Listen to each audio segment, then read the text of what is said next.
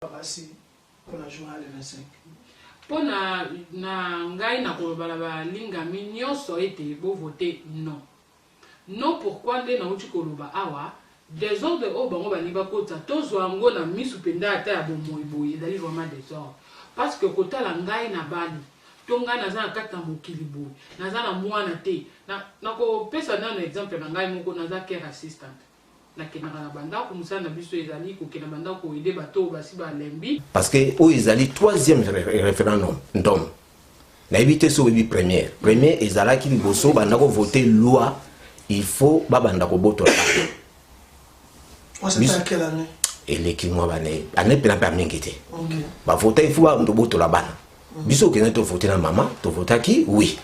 Ba papa be mi koloni ba accepter ki ngo pona ni ba mona ki bana bazotambona na banzela ko sala mobulu ba désordre eza idée moka bien l'état suka zu bango akokadre bango akotangisa bango ba classe au moni quand même moi mobulu e kozala ki ngai tina koloba makambo o parce que ngaku tu na sala mangi na libumote. Mais kutu bango balobi ba longola droit ya mwana na libumu. Donc net ba bi droit ya mwana na libumu. Mwana koko zala même avant 2 semaines akobota ma na droite.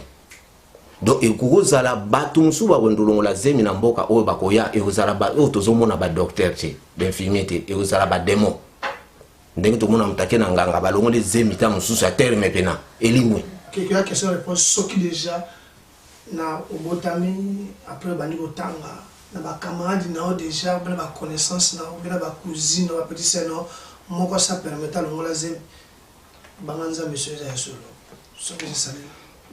Tu n'as question à monde na ko répondre pour mutunyo surtout rôle ba te petite sœur na ko ba camarade te na ko ba pote de choses ça déjà non et ça la manka et bazaki na Afrique to yebi ba biloko ba ça souvent sur la vie ya ba congolais ba to mangala ba angolais congolais ko zavi avant Irlande mais première question ici la mambo ya avortement o eza loi ezo sikana ka chambo na biso na aussi la question liboso e pa mama Sylvie Matabisi autant qu'une femme mariée père des enfants et loko nini banda loi ebimi et loko nini tant que moto prière conscience na na nzambe zo bela nini pona vote oyo oza d'accord ou n'est pas d'accord. Oh ils ont déjà plan ya adversaire abane ko ça siko tant ba ko koma na deuxième oyo ba voir ba référendum ya ba gay ba tout siko ba ndiko comprendre na côté. Si vous avez un troisième référendum, ils allaient que ya kolongola zemi. Donc ils allaient déjà plein ya adversaires au azosala. Parce que mon n'a pas détruit yo à face à la de Bosoni. Il faut que tu péché. Ndia ko zoyo. Ya on tozo mona donc ils a plein ya ko détruire jeunesse ya lobi. Mais dans ça la statistique ndete to vanda poto. Mwana nini social azo bana kangi ana tie bango, ali bana na ba comme ministre.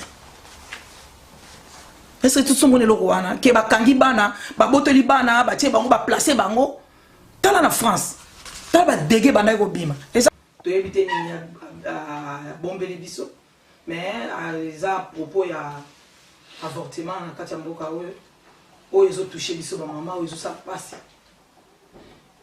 ngai na sala émission nga eza na sala émission tango ekoki émission na nga titre na tango ekoki.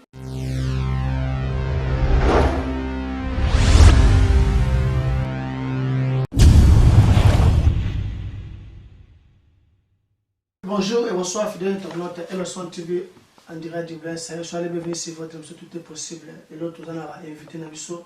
Je pense à moi, débat moko eza, tout sur le débat moko eza, débat moko peut dire civilisé. Chez l'internet, on sait que nous avons temps, quitte sa volume. Simplement, discussion à Bana, Nicolas Sabana pour Yoka. Aujourd'hui, on va essayer de partager ma question, tout ce qui est dans la communauté. Tout le monde n'a pas dit, nous avons Sylvie Matabisi, nous avons frère Jean Mbunga et nous avons maman Angèle habillée comme on a été en coquille. Maman Sylvie comme on a maman Sylvie Matabisi Zali, maman Sylvie avec exhortation, avec sœur Sylvie Matabisi ici en Irlande. Chers internautes, on s'est réunis surtout moi Tamo Vandi, mettant YouTube et exhortation avec sœur Sylvie Matabisi. Aujourd'hui, c'est important que tu as vu ou bien continue à YouTube pour voir sur maman Angèle, au moment maman Angèle, tu as coquille. Donc, tu as dit que tu as dit que tu as dit avec notre frère Jean Bongo Nazwaki, les lois makamasa nous trouvons prochainement les autres sont là. Et dans le sein de la bino vous avez connecté et pour vous taille Rolanda et au sol vous avez volume 1 volume 2 vous avez Rolanda on va partager tout et bien ça veut dire que nous avons tasso mangezate mais pour te kangezate mais dans le sein vraiment nous au sein de la bino sur prochainement bien dans notre solo là exemple en haut abo mamu tout na plateau de son TV ba sur là nous sommes là pour vous expliquer bah on va un peu aveuglé ou besoin même pas informé maman Sylvie Matabishi bonjour et bonsoir. Bonjour, bonsoir, Nabaï. On y a sauvé pour la biso bisika bozali. Non, c'est nana nous merci mingi na ndenge au bensinga na plateau na yo. Nga komonanga maman Sylvie Matabishi, nazali mariée, mère de 3 enfants. Na sambela na l'église Ers Ministry à Dublin et c'est au pasteur Rimba Osengo azali kokamba. Bongo émission nangai et à titre nango ezali exhortation avec Sœur Sylvie Matabishi. Bon, on a kata na Facebook nanga na kata Sylvie Mat pour Matabishi c'est un peu mon live. Bon, on a YouTube, on a fait un compte YouTube karaté et zalinde soko beti exhortation avec Sœur Sylvie Matabishi. Ndio komona mateya nyonso ezali na kati nyonso ezali ka pona lokumu na Nzambe pe kolendisa ba o nan bandimeli Yesu te bali kala ko dimea ye lokwa mo kampe mo bikisi na ba mo ina ba. Merci papa. Merci Mazi, j'ai juste cette présentation à Sœur Sylvie Matabishi au Boyoka et aussi dans le Baka en personne de les aïeux trop qu'avant naïe trop qu'à une personne ni n'a n'inga expliquer biso na question où on conseille qui était sérieux trop kota trop le bané tout peut te retourner la question tout les lois ont bon maté tout que na parole biso la katikati bonjour bonsoir papa Jean. Bien bonjour ngai frère Jean Bonga merci pour mon là c'est pas la première fois que cette émission na Vélo à TV à propos il y a référendum pour la avortement et en plus dans un moto qui est encore baqué dans un pasteur tu dans un frère alors il y a que nous sommes qui n'a pas mal de bourse dans bateau dans le bas ils allaient à propos il y a un référendum pour dans sujet pour nous avoir une vision pour baquer révélation pour nous avoir qui dragon du Colombo Carol il y avait pour ce qui est juste il y a du mal dans le bas pour ils allaient dans Jésus à Katsamboka. En gros, les autres ont un débat, il y a parler sur toujours il y a un référendum dans beaucoup pour la biso, pas jeune fille, pas jeune garçon, afin que vraiment tout puisse en conseil ou il conseil dans le Seigneur. Et en gros, que le débat vous allez avoir jusqu'à la fin, ou tous en conclusion. Et en gros, qu'il y a un semaine de bataille à merci, juste cette présentation à la fin de la Jean Bonga Boyoki, Makambo, tout flash qui n'a bino. Na volume vidéo à l'écart qui a tout le monde mais les autres sont là pour expliquer bien surtout. Alors tout cas la troisième personne, troisième invité na biso maman Angèle, bonjour et bonsoir. Ouais, bonsoir. Kapomonanga maman Angèle Kabongo. Je suis mariée à Aimé Kabongo. Bon, maman est ban belé. On a tant pour les athées pour et pas les chimiques. En tout cas les autres émissions, tous invités par les lois. Bien sûr, tu éviter à bomber les bisous. Mais à propos, il y a avortement dans Kachamboka où ils ont touché bisous à maman, où ils ont ça passé. Ngai na sala émission nga eza na sala émission tango ekoki émission na titre na tango ekoki na zape na YouTube so okay au petit tango na yo ekoki. Donc, ce qui est bimite, c'est Angèle Ngomba Kabongo. Aux Angaï. Na zape na Babylone, surtout l'église Kaka, il y a youth, il y a emoti, on a tieté wana. O ya okota opambo la makaka. Pona bana OMK wa okota pona l'anglais, pour ba emoti za toujours en anglais montagne ya transfiguration. Donc, ndenge zo dali aba, to vandi to zo zela, to yo kaba question et la bombe biso. Bon, biso peut répondre à autres à la mesure à quoi répondre. En tout cas, la possibilité surtout monter plus sur Hollande. En tout cas, Zamba pas mourir bébé. Merci cher internaute. Maintenant, tu continues à Mozumba les Cambo, tu y a qui n'a pas. Question de Bosso dans l'ango. Dans le sein de la peine à dispo parce que il y a des questions sur le plateau et il y a la surprise. Boula c'est la compétence autant que ma femme mariée, autant que ma homme marié. Et là, la voix d'Irlande, la toison dans le biso dans le monde, bah tout sur la vie, il y a des Congolais, des Mangala, des Angolais, Congolais, des en Irlande. Mais la première question ici, il y a un avortement, où ils ont loi, ils ont aussi qu'il y a un biso. Donc c'est la question de Bosso et pas mon Sylvie Matabishi. autant qu'une femme mariée, père des enfants, et là qu'on est banda loi et bimi, et là qu'on est autant que notre prière, conscience n'a pas de maison de l'on pour na voter. Vous êtes d'accord ou n'est pas d'accord? Merci mingi pour na motuna na yo papa. Ngai na oloba na introduction na kutu na présentation na pardon na ndaki na marié mais na tant comment on va na rater ezali comme on a Claude Siama na ba olo ba yebi mususu ba benga ep palings. Donc mutuna pesi ngai tunga ezali ya motu ya penza pour na biso ba na nzambe to na biso to zali na mokili. Nzambe tanga sali Adam et Ève. Tango asaki première alliance na bango, alors na bango multipliez-vous. Moi je pense que multipliez-vous on a déjà laquelle qui bango déjà ban. À laquelle qui bango déjà pour se multiplier mais so zongi sous na biologie, so qui muto atanga ka science, au moins les na cours ba benga ka biologie, balobi batang service au cytologie, les études ya cellules. Bazo tang service au microbiologie, les études ya microbes. Ba ko tang service au reproduction ou ezali pour se reproduire ngai attaque moto na ça peut reproduction ngai na bimisa pe moto na kata moki non attaque nzambe mais attaque moto nzambe ya siko kanisa biso abi multiplier donc so la bien on a molimo o ezali spirituel nzambe déjà la kele ki biso ke to se multiplier o wana ezali spirituel so le bon la na naturel zota la science ezolo ba été moto sengel na ye a se reproduire donc pour nanga na moni que en tout cas loi na balinga ba voter na nango d'accord te na nango d'accord te parce que nyonso ici et salamaki bible nzambe tanga saki mokila saki déjà nyonso nde moto na mokili nde mutazolinga ko changer au côté ça désordre en ordre. Donc oyo wana koloba ke to sala to voter loi pour na ko sala ko adopter bato ba sala ka avortement ezali ko kota désordre en ordre pour bato musu bazo mona ngo pour ba vie eza partager ba musu bazo mona ngo ezali malamu mingi po abota na bolenge to abota na kanité mais ezali penda désordre o ba koti na mitu ya bato mais en ordre. Alors, c'est la conscience, nous avons ce qu'on a mis sur le bassi pour des offres parce que la vote, ça sera dans quelques semaines, on peut dire le 25. Et là, on a demandé qu'on aura bassi pour la journée le 25. Pour na ngai na koloba linga nyonso ete bo voter non. Non pourquoi nde na uti koloba awa désordre o bango bani ba kota tozwa ngo na misu penda ata ya bomoyi boye dali vraiment désordre.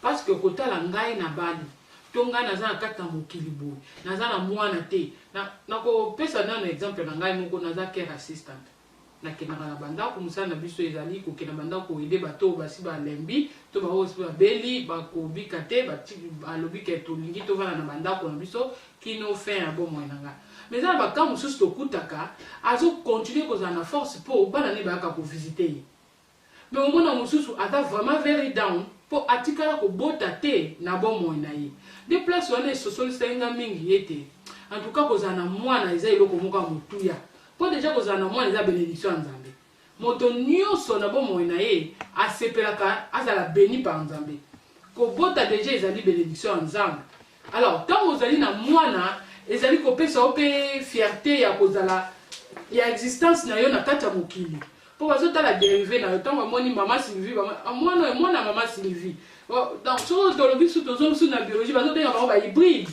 donc mama Sylvie aza na ba hybride na ye otomona alors na place wana na koloba ete to voter vraiment non to voter vraiment massivement non pour ezali nanu kozala soko voter oui ozali à la contre ya bible soko voter oui ezali otosi mibeko na nzambe te soko voter oui ezali lokola obangi nzambe te alors na bobangi nzambe to pe na kotosa nzambe to pe na kozala toujours kozala lokola liloba nzambe lokola mode de vie na yo esengeli na yo koloba non non pourquoi parce que bana bazali likabo na nzambe nzambe pe na kati ya bible balobi dans ma maison il y aura ni femme qui avorte ni femme stérile donc nzambe déjà lobi na kati ya bible ya été alingi te na kati ya ndako na ye oyo ezali tozoloba église mais église ezali lokola mokili oyo tovandi nzamba lobi alingi te moi ça la stérile alingi pété moi ça la avortement bongo nako pese lango pena verset na lobi ezali na kati ya Bible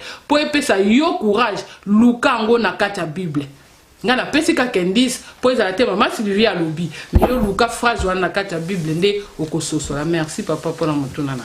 Merci, c'était maman Sylvie azope éclairci sur la place ya moto alinga de voter conséquence ya ngwana et un avantage et des avantages non frère Jambonga autant qu'un homme parce que moi chance na mokila il a rabota mais bisson ba l'autre pas bien on s'en fout autant qu'un homme papa je crois père des enfants oui est-ce que au nous a convaincu na massivement malobi mais nous a des accords des locaux loi ya moko imposé ou bien ils ont insister la population et voter oui ou yes.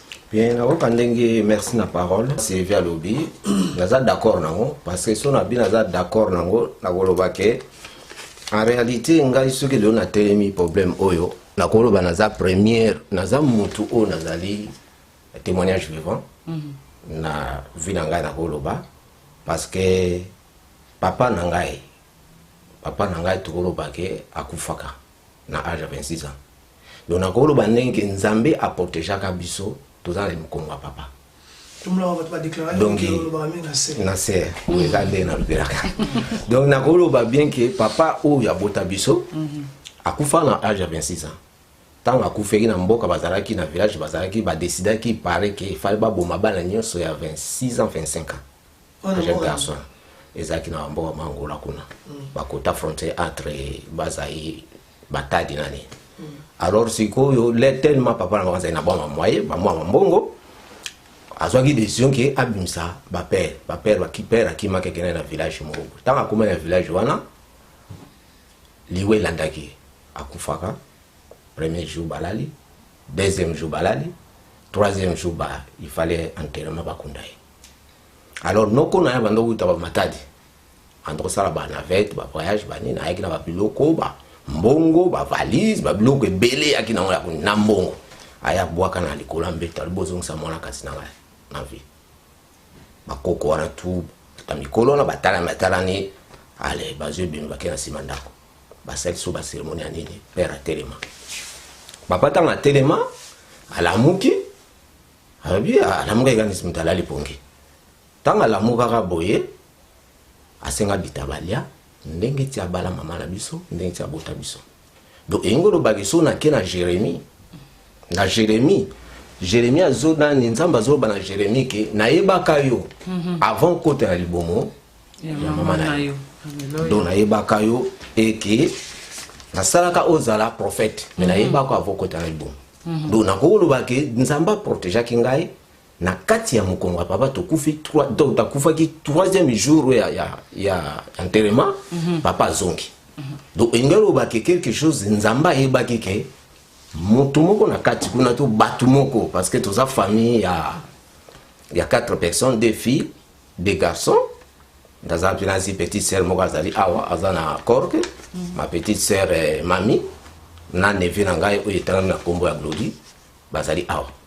Alors eloko wana tango esaraki tango na kozo ba vision na zoaki nzambe akomo kusenga ke faut bimoloba il faut loba parce que Jérémie na yebaki avant botama yope na yebaki avant botama koya et puis batuana bandokyo na bazongisa papa na yo eza bango bazongisa ka bonte ngam na ibisa bango il faut bazongisa eloko tinda noko na yo abwaka biloko wana ayebaka te mais ezaka ngai nazongisaka noko na papa na yo donc yango faut telema oloba.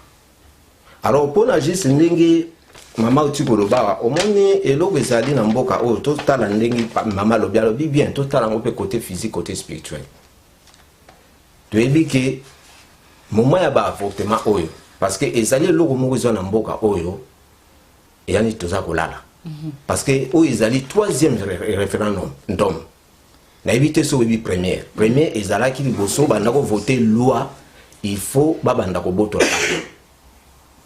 c'est quelle année eleki mwa bane ane pena pa mingite ba voter il faut ba boto la bana biso ke to voter na mama to voter ki oui ba papa be mikolo mi ba accepta ki yango pona ni ba mona ki bana bazotambola na banzela ko sala mobulu ba désordre eza idée moka bien l'état soko azu bango akokadre bango akotangisa bango ba classe omoni quand même moi mobulu et aux arrêtés oh eza déjà plein ya adversaire abane ko sala siko tango ba ko koma na deuxième oyo ba voix ba référendum ya ba gay ba tout siko ba ndi ko comprendre na côté siko to comme na troisième référendum oyo ezali ke ya kolongola zemi donc ezali déjà plein ya adversaire oyo azosala parce que moni mongo na pas détruire yo afasala na liboso nini il faut kocho na péché ndia kozwa yo yango tozomona donc eza plein ya ko détruire jeunesse ya lobi donc ayebi ke oyo bakoti na babloka bage déjà bakofana na masumu eza abomination devant Nzambe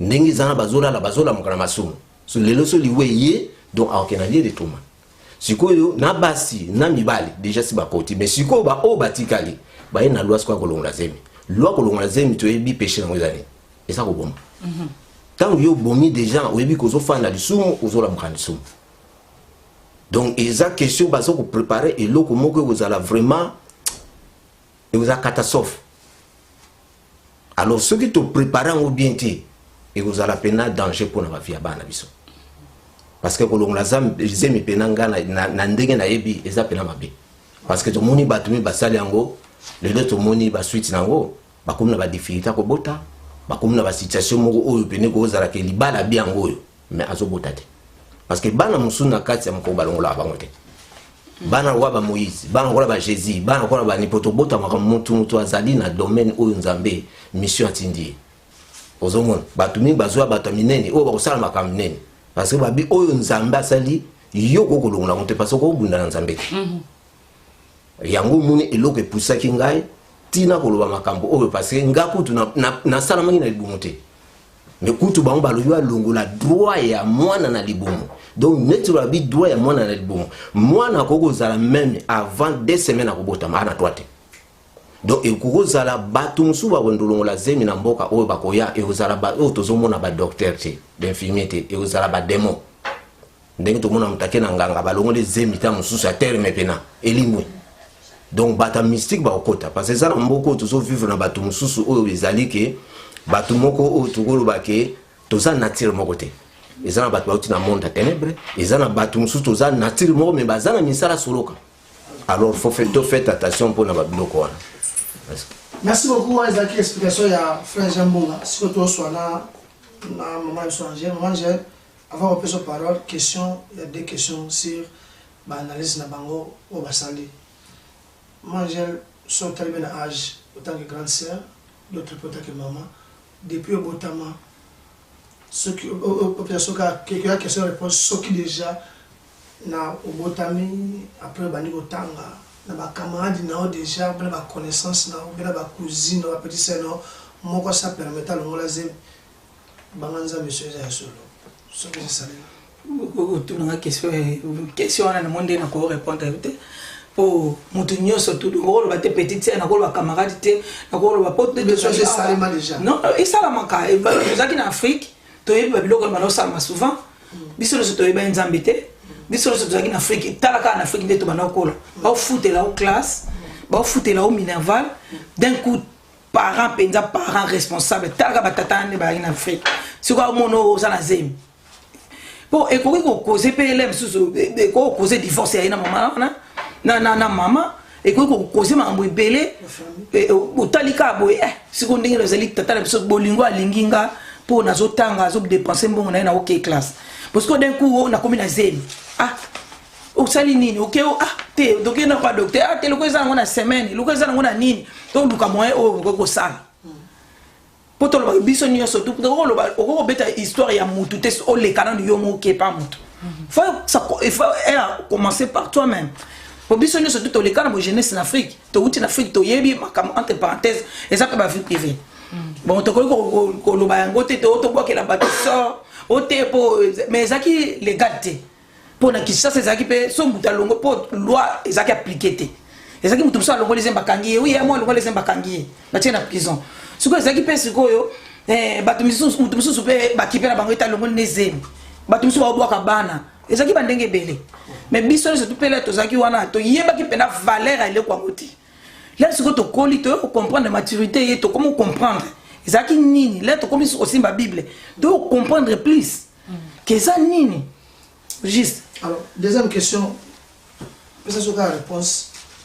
Maman Angèle depuis là abîmé na tourné que le téléphone réponse au ça qui n'a jamais mon père convaincu mais depuis là abîmé on a senti un monde dernier. Oyo nakoko loba papa Jean Lobi eza troisième loi, troisième référendum pour nga na kopo sota tali bien nakolo beza quatrième. Donc et loko nyo surtout soke bimi photo yeba ezo bima pona nini. Ezo bima pona nini, ndenge nini, avantage na weza nini, désavantage na weza nini. Donc photo yeba eza nini ba biloko wana nyo surtout ndenge ezo bima. Tant que là biso ba tozo simba Bible, faut comprendre plus. Babimi c'est loi et liboso on va voter awa. Si j'ai une bonne mémoire na 96 96 le ba français ba 96 na 96 tout ça qui le premier loi qui est divorce. Mais Irlande oui divorce c'est ça. Tu as un divorce c'était tito ya autokuta makamba divorce c'était ça te avorter mais arrêter makamba nyonso te comme mon siko lelo soto moni que est commis. Faut tout tout na Bible les autres biso que soyez prudent. Biso ba tozo balobi ke ekoya. Bisiko l'air est commis bino ba tozo sambela faut sala ni. Première loi ba vota ki ngona 49 na 51. Il y a divorce. Que divorce aux alaté aux ala. Non, ezaki 49 oui, ezaki 51. Mi balé on utaki wapi pona ni mi balé on pe ekoko za la kota 49 fois la te sala. Non.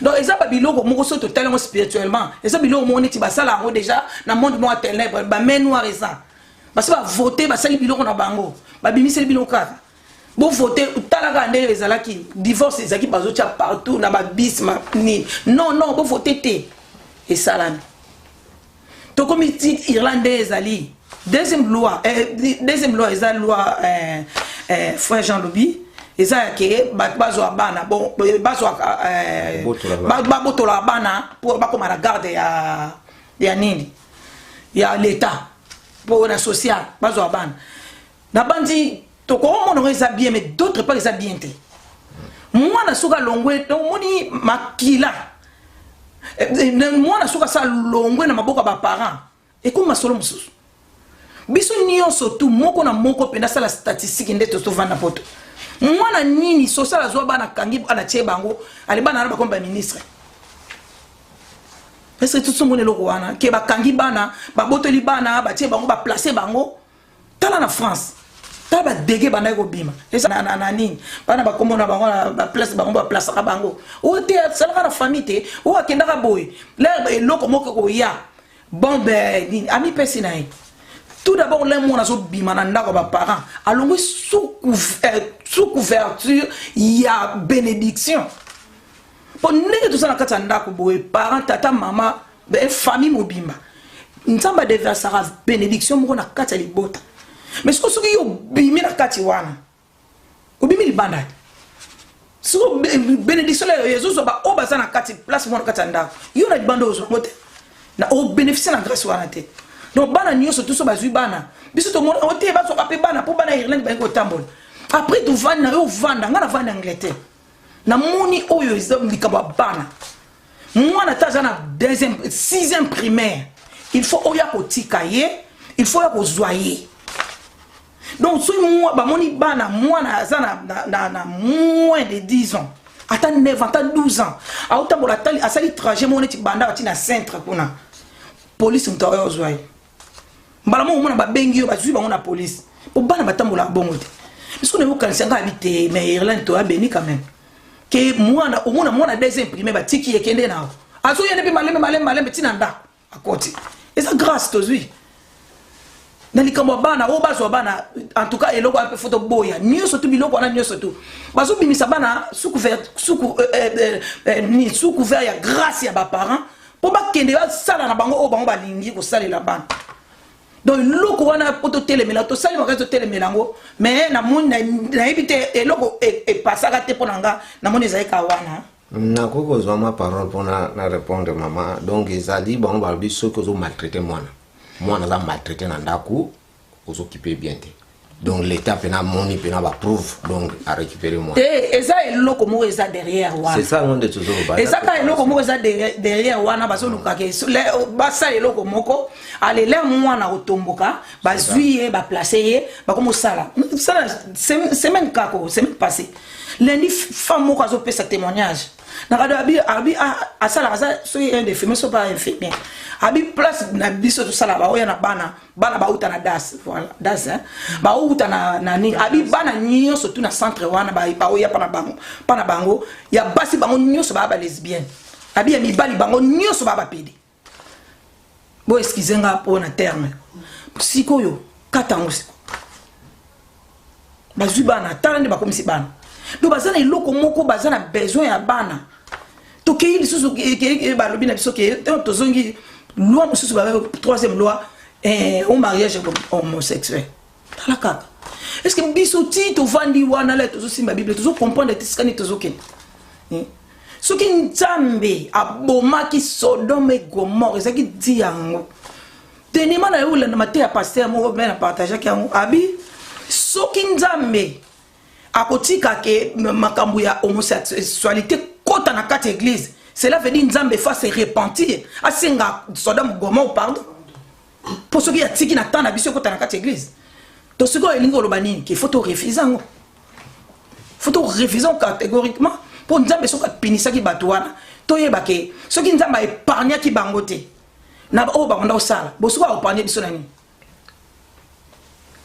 soka épargner ki biloko ne so kala wana te et a épargner biso nani faut to yeba sikoyo eza nini o izo komela biso soyez prudent soyez comme les serpents soyez humble donc tout ça humble tout ça la prudent na biloko izo komela biso tout ça la carte tout c'était pour nani basala boy ata yo moko tozelo te na bana ba siko batu oyo balobi bien ke bakoko kota l'église de bana wana siko ndana oteya batu wana fuka biso to pusana ka pembeni ka ya bana po bana bana baza bana po mususu banga na lobi te bakoko sele loko te la faut wana faire les cas en tout cas na soki pena problème moi na pena zo yebisanga j'ai fini na yebisanga oh maman why est-ce que ça problème na yo baza na doit vivre ozo mona tala mentalité classe bazo kende batu bazotangisa bana ba homosexuel batu oyo esika ba okende ba professeur batu ni ba domaine ebele nyonso bana métier wana busiko bana ba obika ndeni uzomona teke biso batu tozosamba eza makambo moko ya nzoto te eza ya molimo eza makambo eza bitumba eza ya nzoto te eza ya molimo totelema tobunda voilà partout tu bakei to ke to bunda loi siko o to za nango siko to zo bomana quatrième loi eza ba avortement tala omoni balo il est temps tango ekoki ko photo telema tango ekoki photo telema omoni le to lo avortement to zo simple to zo simple to zo na valeur te mais to zo yibate so to zo na bible et loko nyuso za kama kila Soba lobiki, il nous a racheté à grand prix. Et ça n'y makila. Vous tous là-bas, regardez le Congo, ce pays de Lumumba, regardez ce pays, regardez les droits, regardez ce qu'on fait à ceux qui parlent, regardez les menottes. Souvenez-vous de Lumumba, des corrompus, des Congolais, des gens qui tuent ce pays, ont tué ce pays. On tué Lumumba, continue à tuer le peuple congolais. Vous le regardez, vous êtes des complices. Niveau de complices, vous tous avec vos caméras, vous tuez le peuple congolais. On tue les gens, on tue les enfants dans des écoles, vous avez l'armée. Tu as que maintenant ici pour venir m'arrêter. Va arrêter les gens qui tuent des élèves à Beni. Toi, je te dis, peu importe qui tu es. Aujourd'hui, je suis prêt à mourir à cause de toi parce que tu es corrompu. Tu es corrompu. Tu penses que tu peux arrêter quelqu'un ici qui parle. C'est ici que tu as le pouvoir. Ici, vraiment, regarde-toi, c'est la honte. Tu es une honte. C'est là où vous amenez ce pays. Je menote, vous menotez ceux qui parlent. Oh, je suis colonel, je suis truc. Colonel, c'est quoi? Les Belges sont partis. Aujourd'hui, le peuple va parler et vous, vous allez partir aussi. Les temps, on va vous balayer comme ça. Comme on a balayé les gens en Afrique du Sud. Parce que vous êtes des crapules. Oh, c'est fini? C'est fini. Très bien. Allez, amenez-moi là où vous voulez.